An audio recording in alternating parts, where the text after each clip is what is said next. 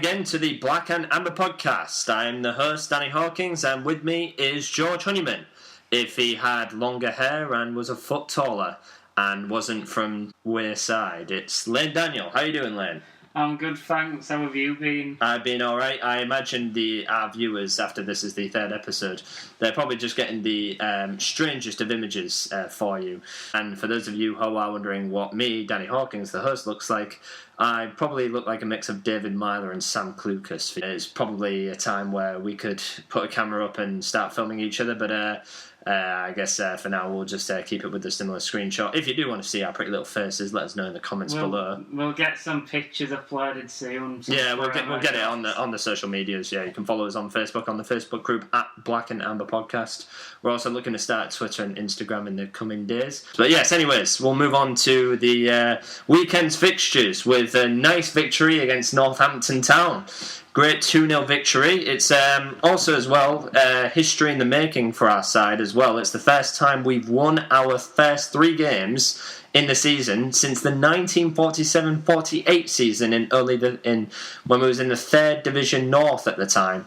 It was our second season at Boothry Park. We finished 5th that year behind Gateshead, Wrexham, Rotherham and eventual champions Lincoln. Back then only one team got promoted because there was a Division South and a Division North, and the champions got promoted at the time. Norman Moore was the top goal scorer with 13. He probably had his most successful time with us, having 3 seasons under us. And it was the next season we did end up getting promoted under the player manager Rage Carter, Hull City legend. But enough about our history. It's time to talk about the game. And what was your thoughts on the game, Len? I think it was a hard-fought game in a way, but I feel like we was the side who looked like we was going to score, but they looked quite a rough team. They didn't really look like they wanted to play football, but I do think we deserved the win. They was quite dirty, I thought, and as well the amount of times the ref blew the whistle. Like, half the time none of us have a clue what he was blowing the whistle for. But yeah, it was 2 good goals. The Honeyman goal was real good, and a good pass from that Adulkin, I think that's how he says his name. Adalakin. Well, Adalurkin, I think it was said about the commentary team. Yeah, so that was a good pass by him, and then the other one was it a header from Keane? It was a header, yes. Yeah, it was another good header. He's known for good headers now, and he's like the smallest man on the pitch as well. But yeah, 2 good goals and a good 3 points again. It was nice as well that the other small man in our team, George Honeyman, as well, was a goal scorer. I know that last season I complained a lot by that we have a lot of small people, but I don't complain about that with King Lewis Potter, because as you do say that he does tend to score with his head, and even with his size he makes himself big and he makes himself open in space. And it was a nice cross in as well from Honeyman from that free kick. It's funny that you mention as well about the referee as well. We don't normally like to criticise the referees, is because you get bad decisions in every game, really, don't you? Yeah. I think I may have mentioned it in the Leicester game. After the Leicester game, I know I may have said that it wasn't a penalty, and we mentioned as well in the Sunderland game that was mainly the talking topic. But in every game, there's always either bad decisions that for and against you. So, and that's kind of a point I want to address to any Northampton fans that have decided to listen to this podcast. Thank you very much for listening to it, but I'm going to tell you how wrong you are about, or at least the majority of you anyway, that was complaining about the officiating, saying that it was very biased towards us and the free kicks that led to our goals were not free kicks. I watched the highlights back, obviously, as we do when we research for this podcast, and the first goal we've been told was supposedly not a foul when Missilou fouled Josh McGuinness. Looking back at the play, Honeyman heads the ball to McGuinness. He brings it down with his foot, and Missilou, when the ball goes past him, he's gone to ground when the ball hadn't even touched the ground. He sweeps the leg of McGuinness and takes him down.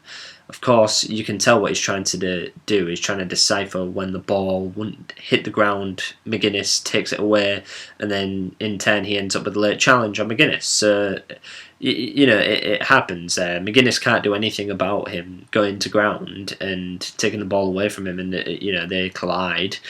I asked Northampton fans, it's a late challenge, how would you say that is not a foul? He was correctly shown a yellow card, one of the few occasions where the referee actually did give a yellow card.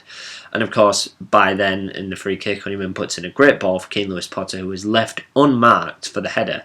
Another thing to mention with Missilou as well, he had 4 fouls in the game, only one of them ending up being a yellow card. I'm shocked how they still had 11 men on the pitch, really, when they had 20 fouls and only 2 yellow cards. We had 15 fouls but 3 yellow cards. For you mathematicians out there, 10% of their fouls ended up in yellow cards, 20% of ours, and yet apparently the referee was on our side. You could say that is the case with more fouls, but the thing is, there were actually fouls. You can see in the second goal, we've been told it was not a foul again, even though Ryan Watson grabbed the arm of Greg Doherty.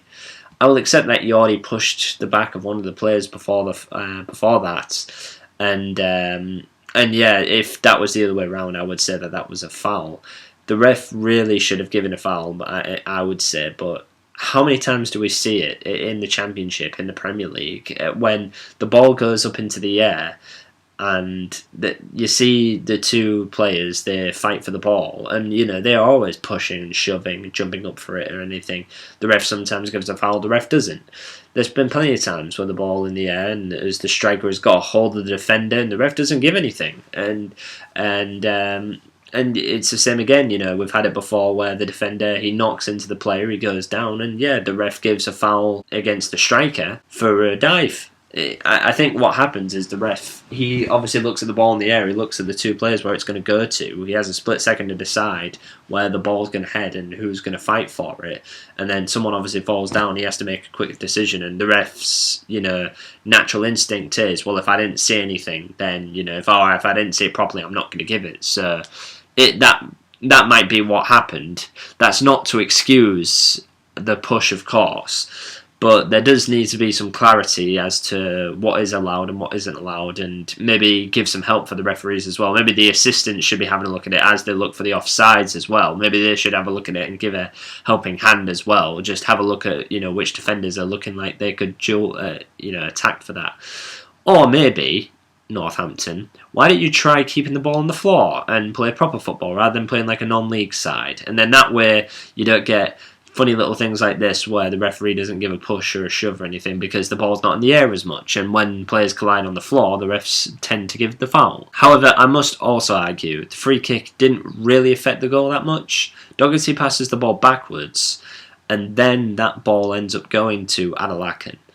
And when the ball was passed backwards, that obviously opened up space for him to make the run, get into space and get himself available so then he could receive the pass. He then creates space for himself and then releases Honeyman with a fantastic, brilliant pass. And then Honeyman gets the opportunity to slot it home for the second goal. Is it the ref's fault that your defence was caught napping on that play? When we had the ball as well, it just seemed like the defence for Northampton decided to play like someone was playing FIFA and they don't know how to defend, so they just keep pressing the square button. I'm sorry, but in the big leagues, you've got to learn how to tackle while staying on your feet, because of course, the likes of George Honeyman and Keane Lewis-Potter do not take kindly to the style of play that you played on that day.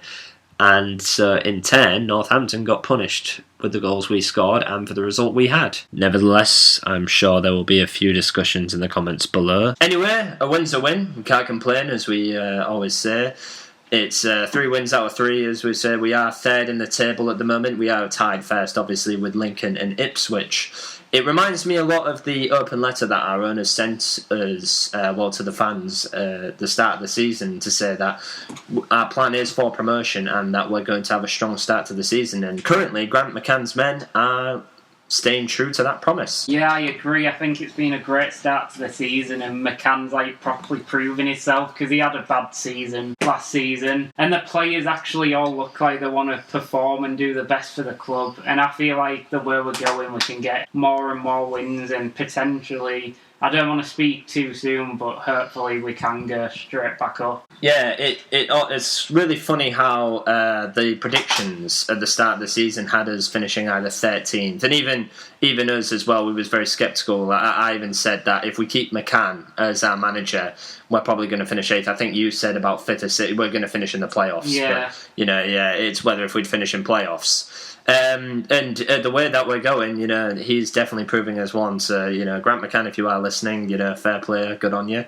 I mean, I imagine you probably have better things to do than listen to his podcast, but either way, thank you very much to all the other listeners as well. I imagine you are as equally as important as the manager of our. In fact, more important because you're helping this podcast. You're not just helping the club. We're trying to help the club, but you're helping us. So thank you very much for everybody listening. That's not the end of the episode, by the way. I know I said that at the end. I will say that at the end, but yes, we'll move on. Speaking of our manager, Grant McCann. Okay, he's had a bit of stick as much as the praise that we've been giving him. He's had some stick from Karen Brady. I know that we mentioned this last week about the West Ham situation, but she had a lot to say in her column on The Sun. So yes, I'll just read out a couple of the quotes here that I've got. So it's the headline: "Fine mess. Hull saying no to West Ham's coronavirus test offers after Moyes' positive result was stubborn and blindly dismissive." Carry on. McCann said immediately after the match that none of his playing staff or players had the virus. That might have been true of the last time they were tested, which was prior to the start of the EFL season. Where has she got that information from? They probably get tests like every day. They probably got tested at least at the same time or just before they got to London as well. So, absolutely bonkers. And then just his attitude was unnecessarily stubborn and does zilch for football and plans of bringing the crowds back is also another quote that she had. Now, I think it's fair to say Grant McCann is not a medical professional. He even mentioned that in his interview with David Burns as well. That I imagine he was not the one that made that decision. It was obviously the medical team, and it was obviously a mix of the EFL as well. I think it's very unfair that Karen Brady is just mentioning our manager. She shouldn't be blaming it on us. The match shouldn't have gone ahead to start with, but she shouldn't be putting the blame on us about it. And I don't know why she had to blame it on McCann. It's not his fault. Exactly. If anything, if she wants to start moaning, she'll need to moan to the EFL, really. The people that, maybe they should have made it mandatory that they gave us a test and that we had to accept them. But for whatever reason, we didn't accept it. And as McCann said, we had full belief that we didn't need to take them. And obviously he said, why do you need to take them? He's obviously just going off of what medical professionals have tried to tell him. He as I say, he himself is not. He doesn't have a medical degree. He's a football manager, for Christ's sake, and he will have just before the game. He'll have wanted to just play the game and just get it over with. He even tried to say in the interview, "We didn't want to make a big fuss of it. We want to carry on because if we have to self-isolate for 2 weeks, that could possibly ruin our season." So I just wanted to mention that article that came up. Obviously, that is about the news. We do mention any news that's come up. Anyway, let's move on to an update about our memberships. We may not mention this in the podcast before, but we are members. We've been members. Well, you've been a member, since the 2015-16 season, haven't you? Yeah. Yes, and I was the season after, so only about 4 or 5 years, just after, just right at the end of the Steve Bruce era, watching Marco Silva, Nigel Atkins, Leonid Slutsky, and obviously last season with Grant McCann as well. We've had some good times, we've had some bad times with it, but we've had some updates about it, especially with our Prime Minister saying that we're not going to be going back to stadiums for another 6 months. So they've decided this is what we're going to do. That the live streaming of all home games in League One fixtures will continue to be made available for members, so that's good. We still get our codes, just as long as they work. That's all we ask. So members will also now be issued with team card points equivalent to their monthly membership costs. So e.g. an adult member like us will be paying £30 a month and will be issued with £30 worth of team card points. These points can be accumulated to redeem against a range of exclusive items and experiences. So that may include signed shirts, balls, members-only merchandise, whatever that will be, hospitality, vouchers, and events hosted by Tigers Events. I know that we've had things like that in the past. We've been to some of the events, haven't we? It should be interesting to see. Alternatively, they can be redeemed for points at Tiger Leisure as well, in case we want to buy any shirts or anything or any other merchandise. The one thing I do like about this actually as well is the final part. If you're not satisfied with any of these options, you do. They have have taken off the 2-month cancellation fee. So if you're not satisfied with any of this and you just want to cancel it until crowds come back, then that is, for me, it's given us all the options really, so necessary. I don't know what other clubs have decided to do, so I can't really say if this is better or worse than other clubs. However, for me anyway, I feel that this is satisfying. Not to say, just to mention my favourite part is the cancellation fee. I'm not cancelling my pass just yet, but I'm at least happy that I have the option to do so if I want to. What do you think, Len? I'm happy with what they've done because I think it's a good idea because you're still getting something out of it. You're not paying for nothing. We still get every home game free because that's what you're paying for in general, to go to every home game. And I like the idea of points, what you get on your pass, where you can buy stuff from Tiger Leisure. Because to be fair, if you was to buy the new share, it's 45 quid normally and you'd get 30 quid off it. So works out a good deal, and I think it's good they've just decided to let us all know, because for a long time none of us really knew what was happening. But I think it's good in general, and I won't be cancelling my pass. I'll probably make use of them points we get for Tiger Leisure. Anyways, in the meantime, we'll carry on to more purchasing that the club's been doing this time. It's I guess it's not really a purchase. It was a signing of sorts, you could say. Transfer, a loan deal. Regan Slater from Sheffield United on a season-long loan. They have the option to recall him in January if they need to. What did you think to the signing, Len? Yeah, it's a good signing. I didn't really know who he was, to be honest, but it'd be a good signing. Another midfielder, and it's more depth in the squad. I'm looking forward to seeing him play, and I've heard McCanty will be included in the squad for the weekend as well, so we might see a bit of him this coming weekend. That seems to be the case, doesn't it? Once we make a signing, that's been the trend anyway this year. Since we signed Harry Kane, it's just once we make a signing, that's it. They're going to be playing the next game. Obviously, it happened with Adelakan on the weekend. That happened because Wilkes was injured, unfortunately. But either way, yes, it's added more depth to our team. Depth I didn't feel we really needed. I remember we said before about when we were signed, we was looking at Gotts from Leeds, and I did mention that I felt we didn't really need any more midfielders. But we have 8 guys who can play in them 3 midfield spots now. So hopefully that should help us at least until the end of the season in case we get any injuries, unless something drastic happens and we have a terrible disarray of injuries. And with how physical this league is, that would not surprise me. But however, it seems other than Wilkes, Eves, Smallwood, we've done well for injuries, because they're not major injuries, long-term injuries. They've just been little knocks or anything, just out for a couple of weeks or so. It's similar stuff that we had in the championships. Slater, though, on the other hand, we have signed him. He said he's willing to give it his all, and he's hoping to at least develop his game so then he can go back to his club, Sheffield United. It was very good in the interview. He referenced the Diame goal against Sheffield Wednesday, and he said that's all I need to know about the club. So it sounds like he already loves us, but let's hope he can perform on the pitch for us. With him signing, that is yet another signing we've made. Do you think we're going to make any more signings before the end of the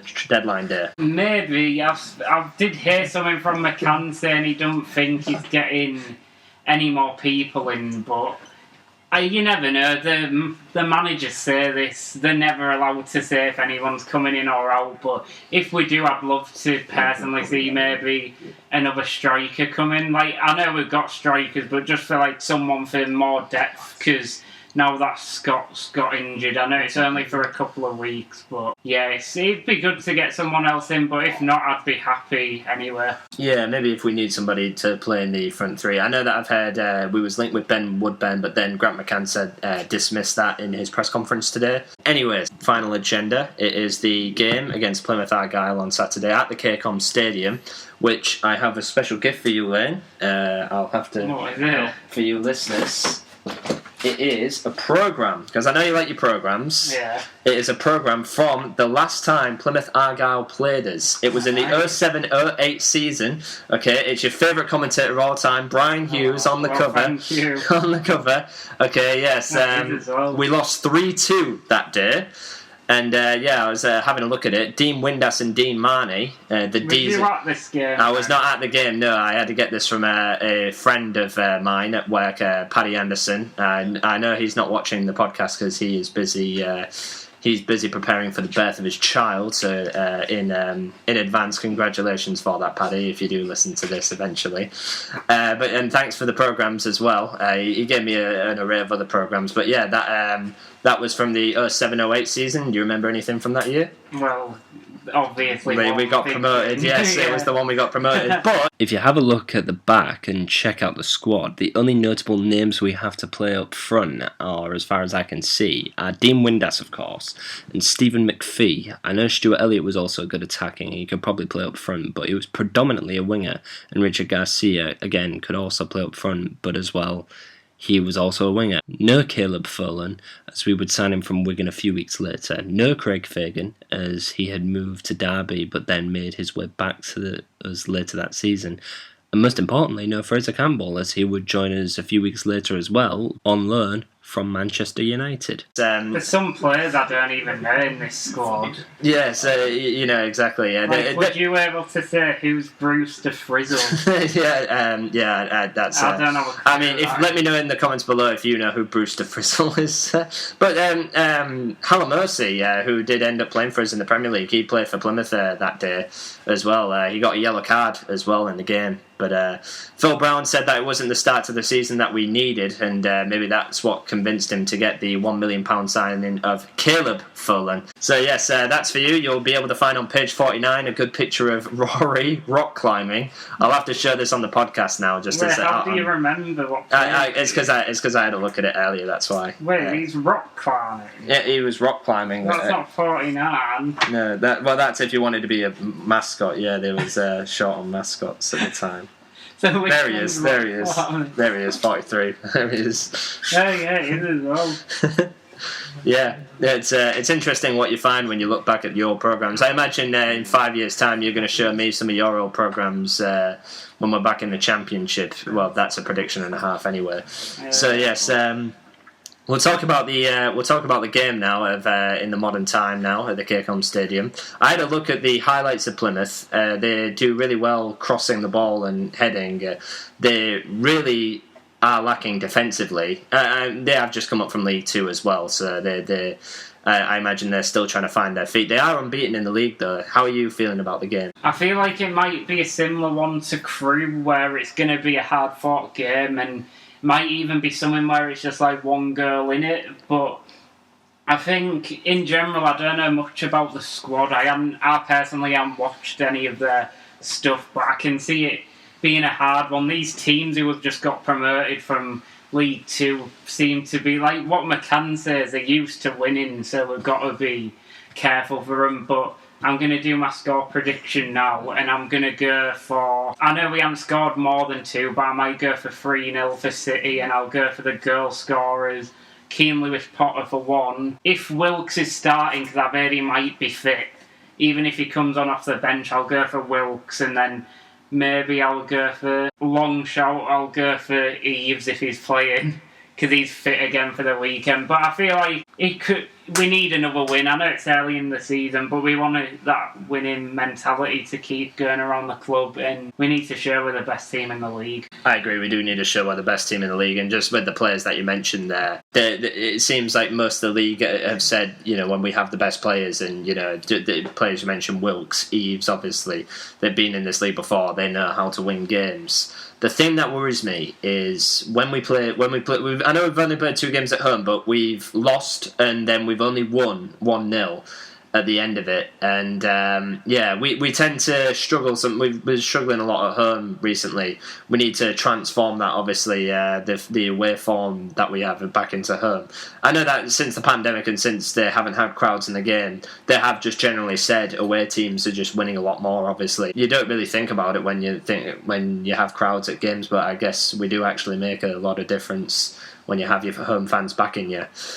Anyway, my prediction is that they're a very good counter-attacking team and they're very good at crossing and heading the ball. That is something that we was very weak at in the Championship that really hurt us.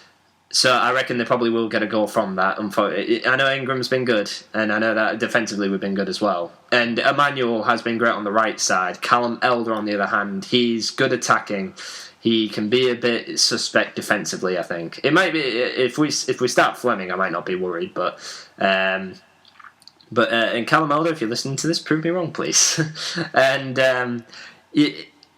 I reckon we may concede a goal, but I think just with the mistakes I've seen from their back four that they've made as well, and how good we seem to be when we're keeping the ball on the ground and finding space, finding gaps, I think we should be able to at least comfortably get a ring. I'm going to say 3-1. I know you said 3-0. I'm going to go... I don't think Eves is going to start. I'm going to go for a McGuinness goal. Even though he has scored in the league, though. He did score against Gillingham. I think McGuinness will start. He might get a goal.